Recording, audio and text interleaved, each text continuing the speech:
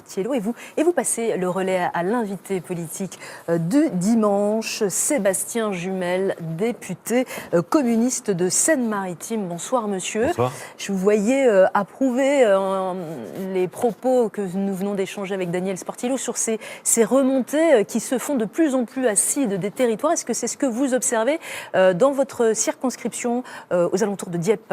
Si j'osais la métaphore sportive, en matière économique et sociale, sur le pouvoir d'achat, Emmanuel Macron est devant une piste de bosse, mais n'est pas Perrine Lafont qui veut. Et donc on entend la colère des territoires de vie, on entend la colère des retraités, qui sont pourtant la sève de la proximité, de la solidarité familiale, gronder, et puis les communes abandonnées, humiliées de la République qui... Pourquoi vous parlez d'humiliation ?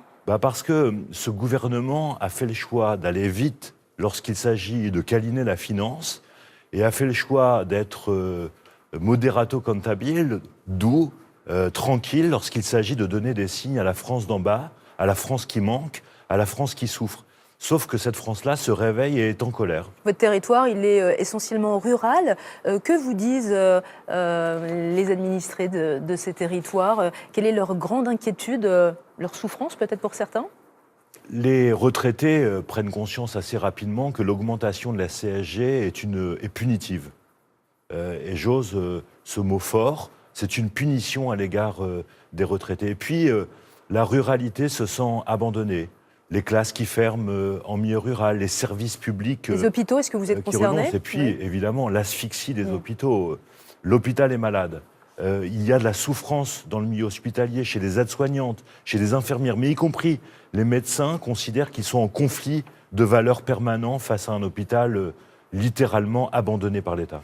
Alors, ce mécontentement que vous exprimez, vous tentez de le faire remonter au sein de l'Assemblée nationale. Vous êtes 11 députés communistes, c'est bien peu. Vous formez un groupe avec d'autres députés proches de votre sensibilité, mais pas d'alliance avec le grand opposant incarné par la France insoumise. Pourquoi ça ne matche pas ? Alors, il y a au quotidien des convergences de points de vue, des combats communs avec les députés de la France insoumise. J'ai mené une action récemment avec François Ruffin pour défendre une ligne ferroviaire. J'ai soutenu Adrien Quatennens et François Ruffin contre le refus du gouvernement de prendre en compte le burn-out à l'Assemblée nationale. Et donc, nous menons des combats communs.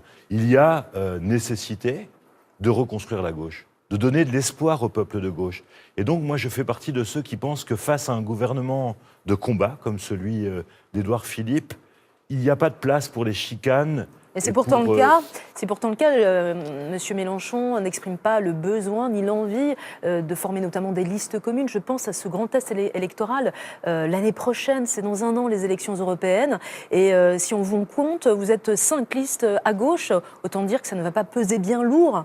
Eh bien, votre constat doit nous conduire à plaider pour le rassemblement. Non pas l'addition de logos, ça n'a jamais fait rassemblement, mais une addition de convergence, de combats communs pour défendre le service public, pour défendre la France qui manque, pour défendre la France qui travaille, pour défendre le modèle social français qui a été détricoté. Parce que vous partagez pour beaucoup de vos bilans, mais c'est quoi ? C'est une histoire d'ego, c'est une histoire d'hommes ? Il y a peut-être des fois des postures de boutique. Et moi, je pense qu'il faut mettre l'accent sur ce qui nous rassemble, sans gommer la diversité, qui est une richesse du rassemblement, parce que le peuple de gauche attend ça de nous. Et moi, je serai un élément qui plaidera pour le rassemblement, parce que, y compris aux européennes, il faut infliger à ceux qui portent une vision libérale une défaite électorale.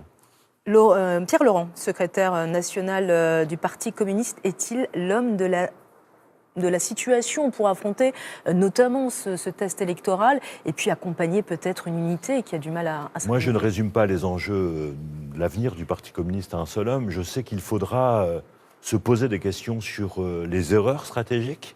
Il y a nécessité de réinterroger la force communiste pour qu'elle soit plus utile, plus efficace, mieux connectée au territoire de vie. Peut-être, évidemment, modifier considérablement les pratiques et la direction nationale pour avoir... plus de cohérence, une meilleure lisibilité, et puis peut-être aussi une offensivité qu'on retrouve d'ailleurs dans l'engagement des députés communistes à l'Assemblée nationale. Un grand merci Sébastien Jumel d'avoir accepté l'invitation du Soir 3.